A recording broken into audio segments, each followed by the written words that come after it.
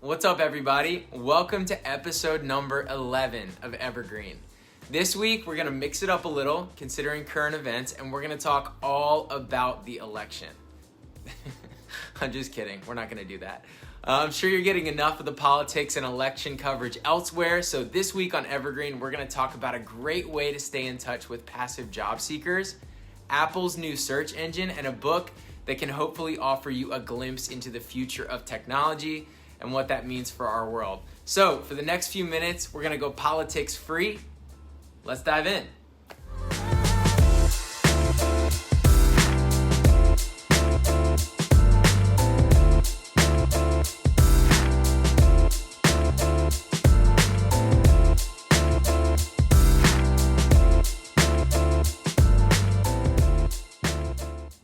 As a recruiter, you'll interact with people at every stage of their career.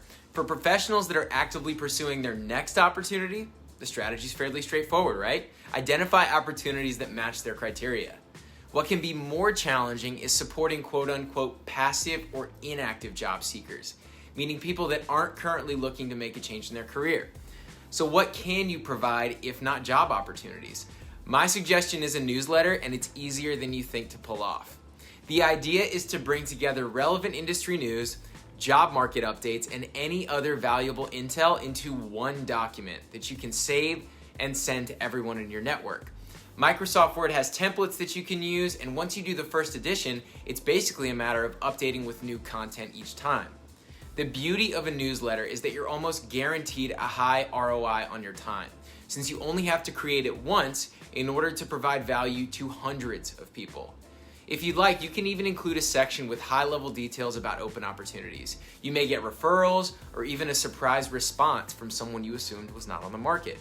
At the very least, a newsletter will signal to your network that you put in the time and the effort to truly understand the market you're supposed to help them navigate. According to the Financial Times, Google's dominance of the search engine landscape could be under threat.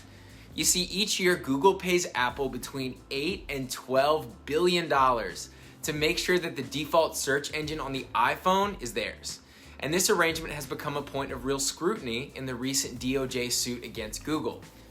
Now, whether they were anticipating this big tech crackdown or not, Apple has begun to bolster its own search offering.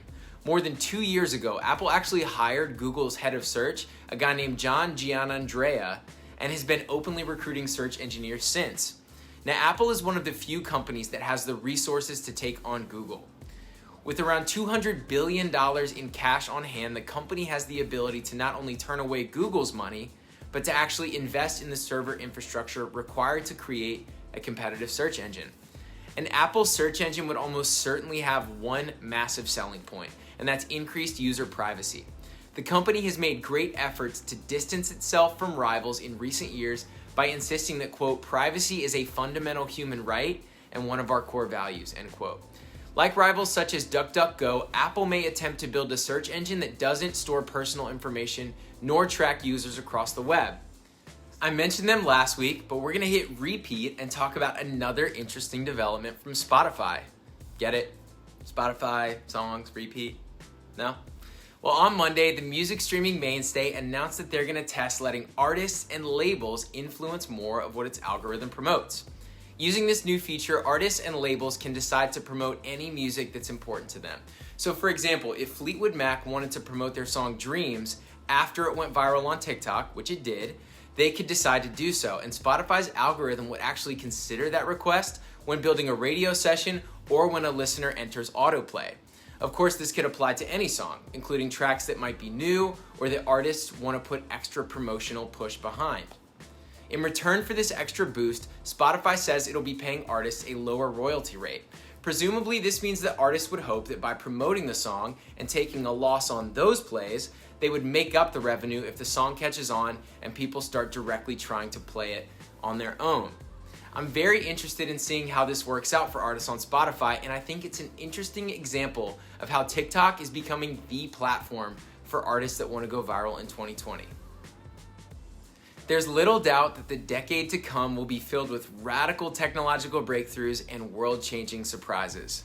I mean, what happens when AI, robotics, and virtual reality crash into 3D printing, blockchain, and global gigabit networks? How will these convergences reshape today's biggest industries? Well, The Future is Faster Than You Think, a book by Peter Diamandis and Steven Kotler, explores those questions and so much more. This book was honestly one that sparked my curiosity about the world of technology and how it's going to influence our future. Diamandis and Kotler, the authors of the book, also have a podcast called Exponential Wisdom, if that's more your style.